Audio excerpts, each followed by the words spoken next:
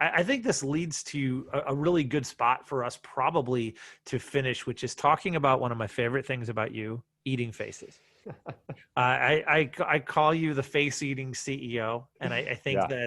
that's pretty fair.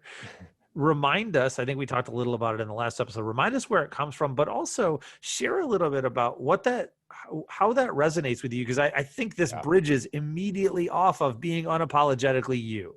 Yeah, yeah, yeah. Eating faces is being unapologetically me. Even my wife didn't like that at the beginning. She was like, "Oh, that's too, people like." And then there's like all these people that are like, "That sounds like eating kids' faces or whatever." Like, but then there are the people that really resonate with it. And I'll tell you the story, but the meaning behind it is just survive or in spite of the circumstances, thriving in spite of the circumstances, overcoming in spite of the circumstances. COVID happened, the quarantine happened, these things happened, we're dealing with it, and we can either decide to post about how we're not going out of our house and start attacking people on Facebook because they're wearing masks or they're not wearing masks or they like Trump or they don't like Trump, and we can do that. What's it getting you at the end of the day, though? Or you can go out and you can say, this stuff is happening. Where's the beauty in it? How can I, like what I did, how can I help people through this?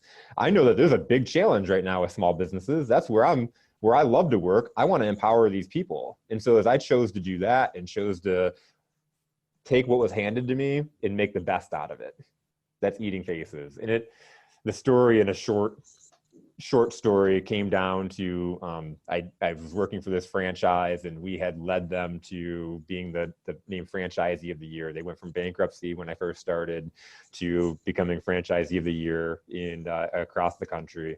And we were out in Chicago, and I had my leadership team with me, and a bunch of other franchise owners were out with us. And one of the owners out in New England was telling me about all the reasons why he wasn't us, the reason why he couldn't ever win an award, the reason why his business was probably going to go under. He was like, the franchise sucked. They told him they were going to be there to support him. They told him they were going to walk him through it. They were going to give him all the marketing that he needed. They were going to teach him how to be a business owner. The carrier, Verizon, they suck. They only care about you if you're hitting numbers. They weren't here to help me. They're not here to support me.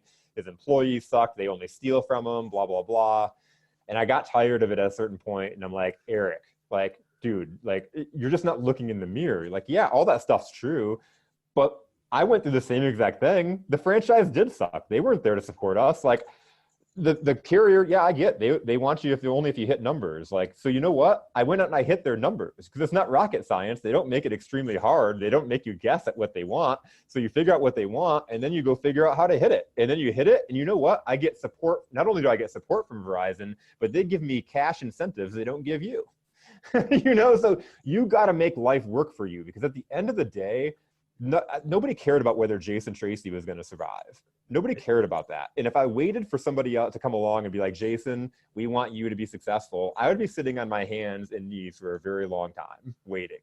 But at the end of the day, I'm a lion, Eric, that eats faces. I eat motherfucking faces. And because I'm not going to wait for somebody else. I've got to take care of my own. I've got people here that need careers. They've got kids, they've got families, they've got houses, they've got things. And if I am going to sit and cry about all the things that are happening to me, man, I just screwed not only myself, but I screwed all these people too. Man, I love that. I love every bit of that.